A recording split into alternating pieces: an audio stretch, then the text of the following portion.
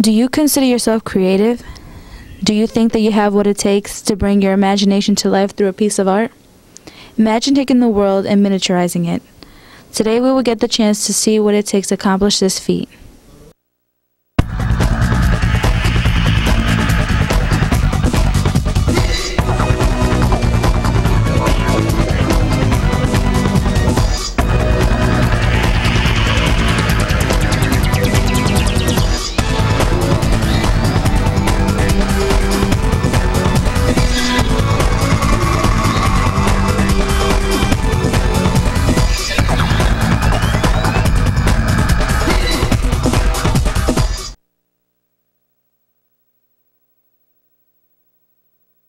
On today's show, we're going to meet a woman who likes to create the world at her fingertips.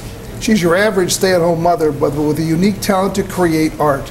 She's unafraid of any challenge put before her. Whether it's a winter wonderland or an island paradise, she can capture it in detail with a scene that literally lasts forever.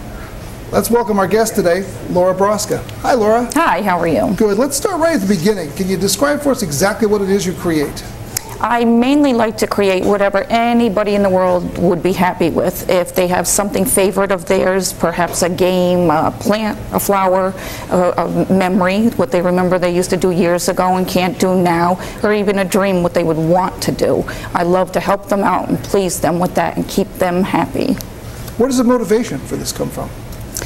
The motivation came from 2 years ago. Unfortunately, I had severe head trauma with an accident as well as major brain surgery, and after that, as pleased as I was to still be alive, I have to satisfy everybody around me and know what that feeling is like. When you sit down to create what you do, does it come from your imagination or does it actually come from real life? Some of it does come from my imagination to make things better, of course, but I want to give people what their life is really like so they see it and appreciate it. As you do your work, do you find it's very personal? A lot of it is personal. It's an escape for me also. I call it my relaxation when I work on these things. And like I said, I want to please other people and have them feel the same way.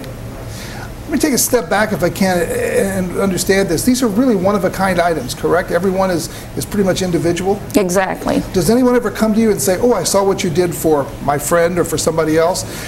Is it possible for you to do a replica for me? I could do it similar, but I wouldn't want to do it a duplicate of it. I want everybody to have something individual on their own.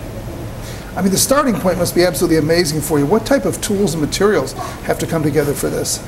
I use a lot of tools and materials, starting with saw blades, sanders, grinders, razor blades, screwdrivers, wrenches, anything I can find in the workshop to help me do what I want to do.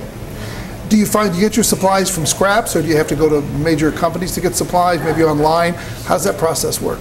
Some of it I start with little blocks of wood or even a stone in the yard and grind it down into something that someone would be happy with. And if I need my tools, I always rely on good old Home Depot or the workshop I have. Were you always creative? Were you always able to use tools? Were you one of those handy people that could fix anything? Or is this almost like a self-taught thing for you? It's a new thing for me since 2 years ago. I never wanted tools on me to get dusty, dirty, or clean up the mess from it. Now I don't mind. It's too much fun to do. So in the future, do you plan on making a business out of this?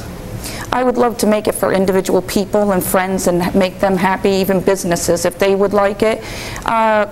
Getting into a strict business with it, I don't know if I could do that. I would love to try. Well, that being said, what do you think the future holds for this? I mean, have you ever thought about working directly with companies to create an item that's individualized for them, or where do you see this going in the future? To do it for companies, I would like that even better. To me, that's a challenge. The more somebody dares me that I can't make that, I have to make it all the more to prove it right. It's amazing. Today we got to meet a mother who, as you heard, discovered how to put the world literally in her hands. Her imagination allowed her to put detail into her work and to make a decoration that is to last literally for a lifetime. I'd like to welcome, or actually thank our guest, Laura Brosca, for coming along. Laura, thank you very much. Your work is amazing. Thank you. Thank you for coming along too. We'll see you next time for another edition of Person to Person.